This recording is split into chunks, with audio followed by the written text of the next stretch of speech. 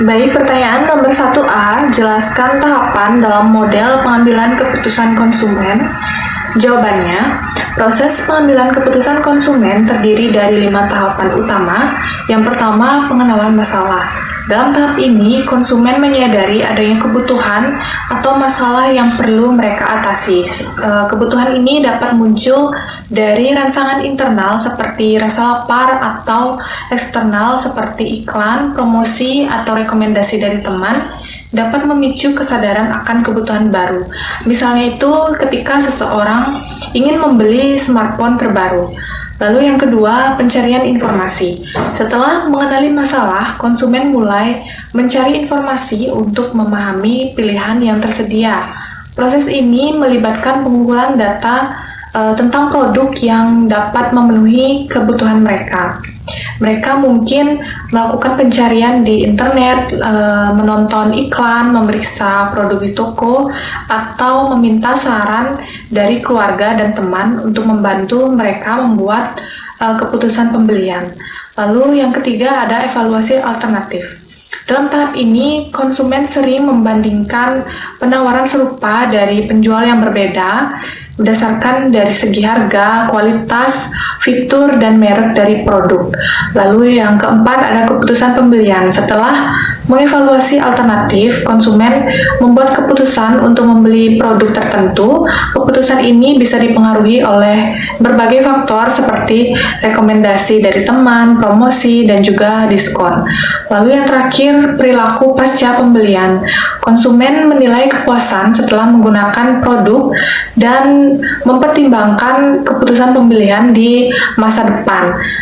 Konsumen dapat secara akurat menentukan apakah produk tersebut sepadan dengan harga dan apakah mereka ingin melakukan pembelian berulang dari bisnis yang sama.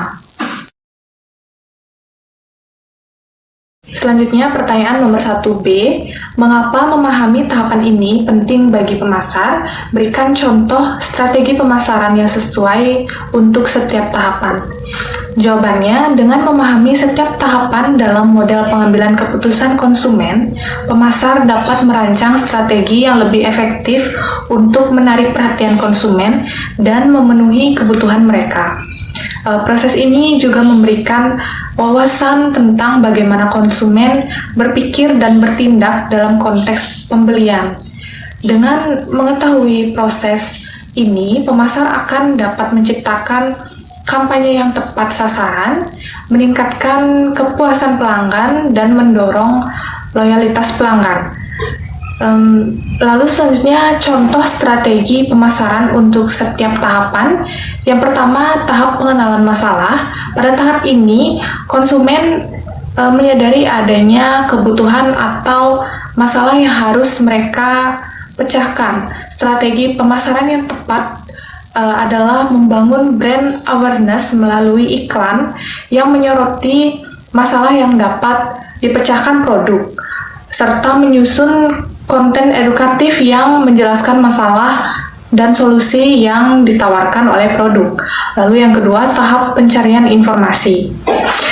Setelah mengenali masalah, konsumen mulai mencari informasi tentang produk atau layanan yang dapat memenuhi kebutuhannya. Strategi pemasaran yang dapat digunakan adalah seperti menyediakan konten edukatif seperti blog atau video yang menjelaskan produk dan manfaatnya, serta menggunakan media sosial untuk berbagi testimoni dan ulasan produk dari pengguna lainnya.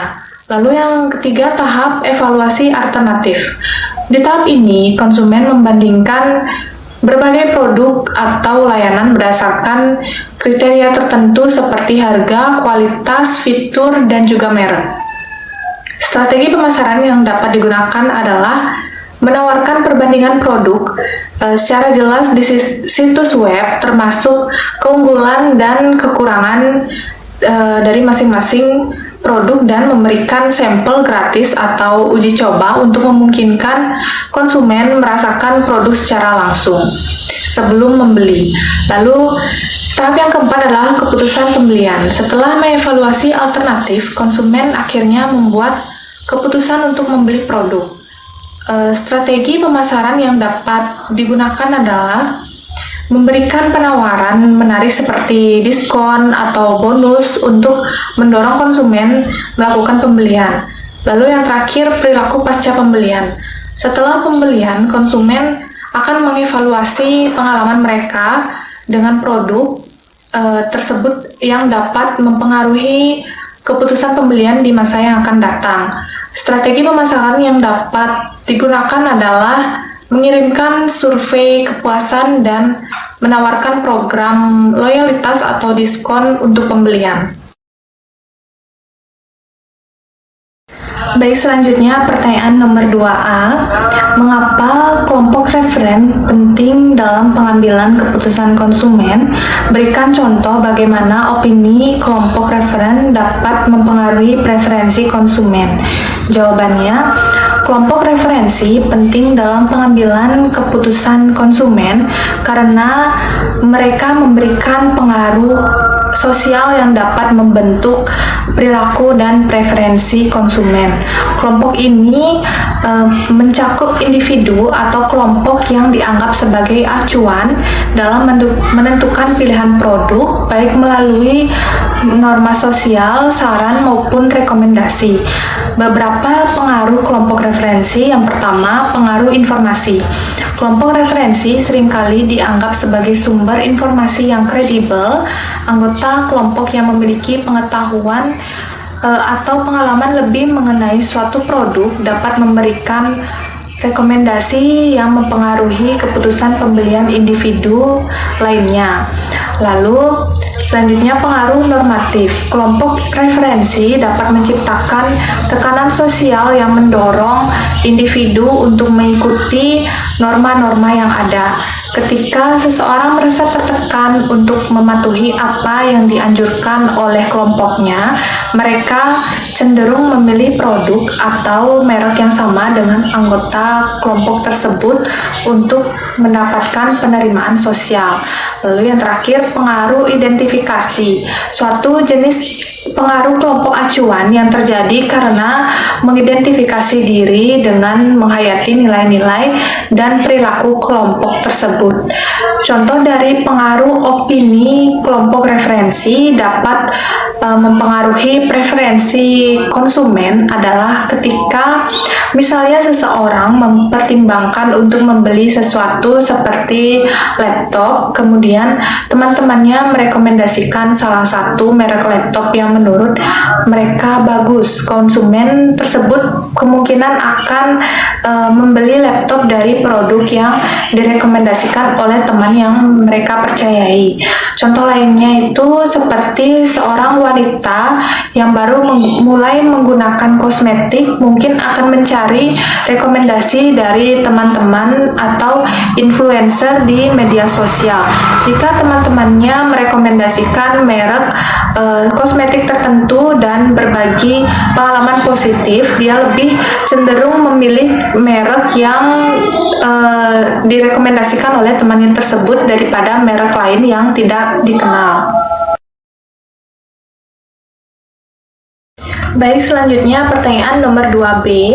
Bagaimana dinamika keluarga dapat mempengaruhi keputusan pembelian?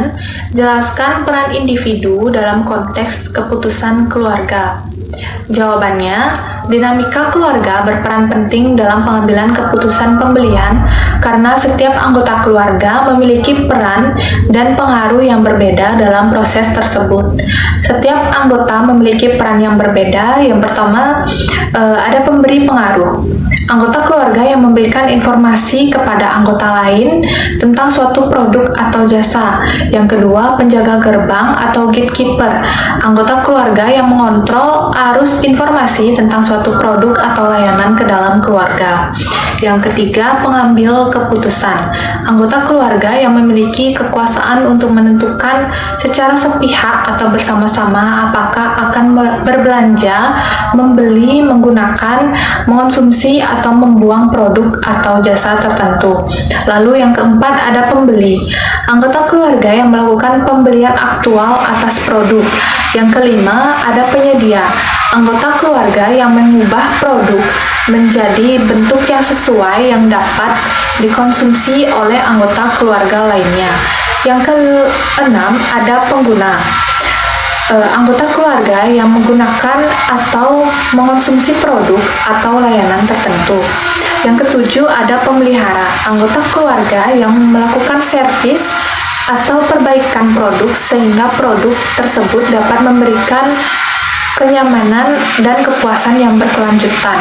Yang kedelapan ada pembuang. Anggota keluarga yang memulai atau melakukan pembuangan atau penghentian produk atau jasa tertentu. Peran individu dalam keputusan pembelian itu yang pertama misalnya seorang anak sebagai influencer. Anak-anak seringkali memiliki pengaruh signifikan dalam keputusan pembelian barang tahan lama.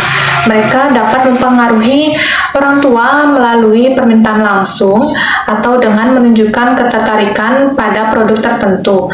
Misalnya, seorang anak mungkin meminta orang tuanya untuk membeli konsol permainan video tertentu setelah melihat iklan atau mendengar teman-temannya membicarakannya.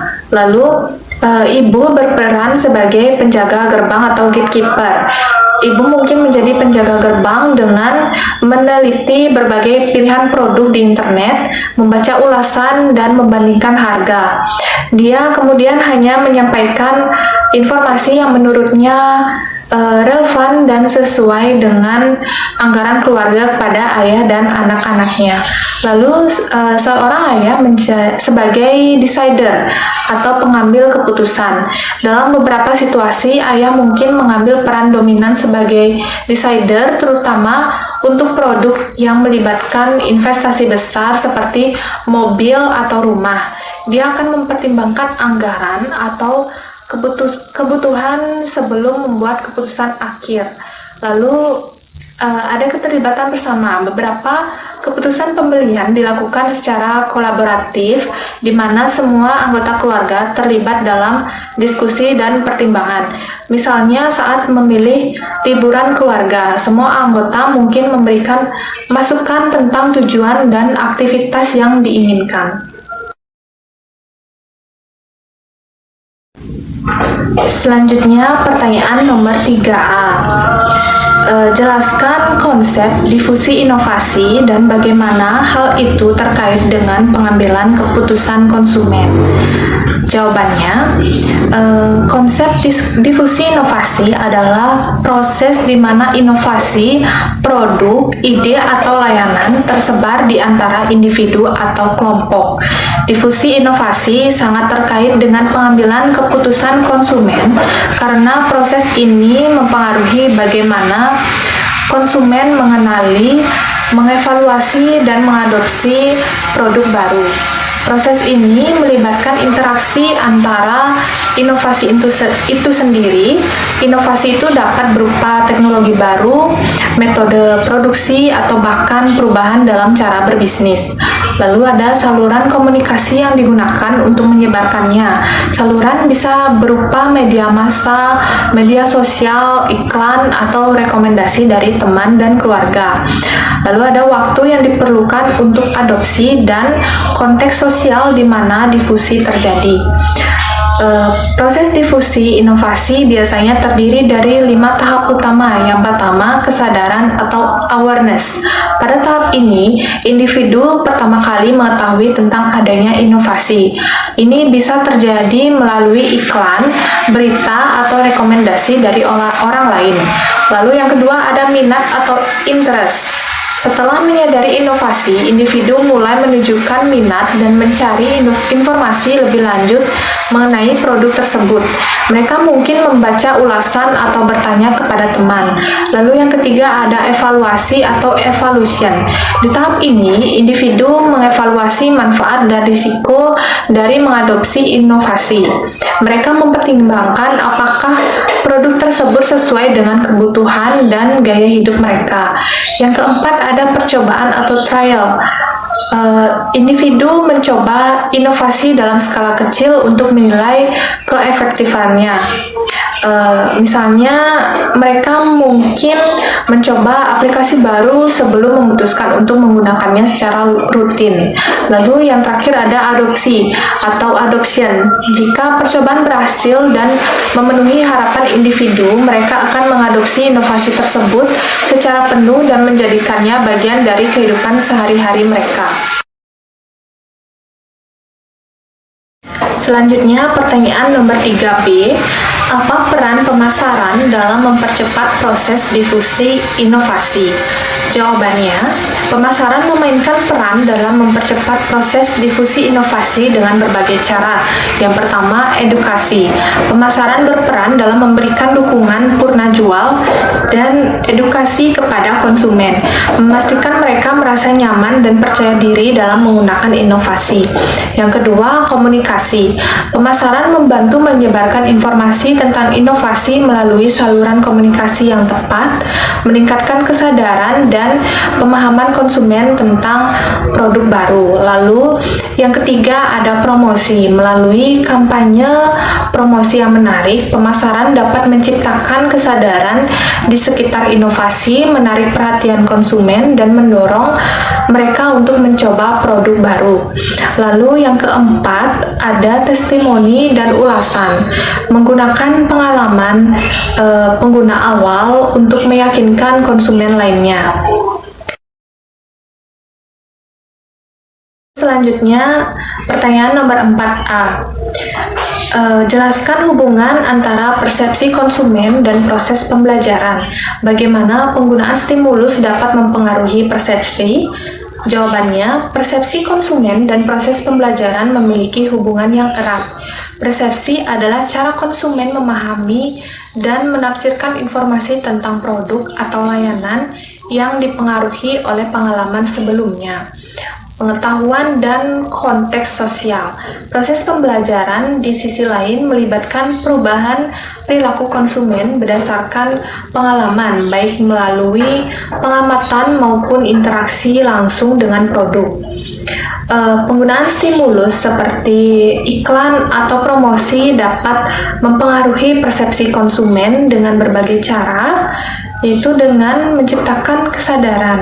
Stimulus yang efektif meningkatkan kesadaran tentang produk baru, membantu konsumen mengenali dan memahami manfaatnya.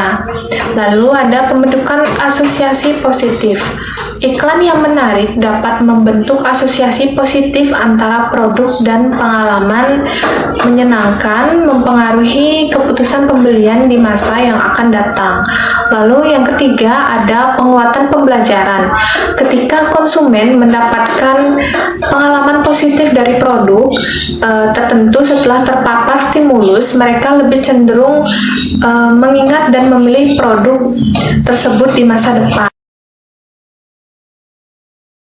Lalu pertanyaan nomor 4B, sebagai seorang pemasar, bagaimana Anda akan merancang kampanye untuk memaksimalkan pembelajaran konsumen tentang produk baru? Jawabannya, untuk merancang kampanye yang memaksimalkan pembelajaran konsumen tentang produk baru, langkah-langkah yang dapat saya susun adalah yang pertama, riset pasar, melakukan analisis mendalam untuk memahami kebutuhan dan preferensi konsumen. Ini akan membantu menentukan bagaimana produk baru dapat memenuhi harapan mereka. Lalu yang kedua, pendidikan melalui konten, membuat konten informatif seperti artikel, video tutorial, dan infografis yang menjelaskan manfaat dan penggunaan produk. Konten ini dapat disebarluaskan melalui blog atau media sosial. Lalu selanjutnya sampling produk dan uji coba, memberikan sampel gratis kepada konsumen untuk mencoba produk. Pengalaman langsung ini akan dapat meningkatkan pemahaman dan kepercayaan terhadap produk baru. Lalu yang selanjutnya pemasaran interaktif, mengadakan kontes atau kuis yang melibatkan konsumen dalam proses pembelajaran tentang produk atau mengadakan live streaming sesi tanya jawab langsung di platform seperti Instagram untuk menjawab pertanyaan konsumen secara real time. Lalu selanjutnya pemasaran influencer. Pemasaran influencer dapat memberikan testimoni yang kredibel dan menarik perhatian audiens mereka terhadap produk baru. Lalu ada ulasan dan testimoni, mendorong pelanggan awal untuk memberikan ulasan dan testimoni yang dapat digunakan sebagai bukti sosial untuk meyakinkan konsumen lain tentang kualitas produk.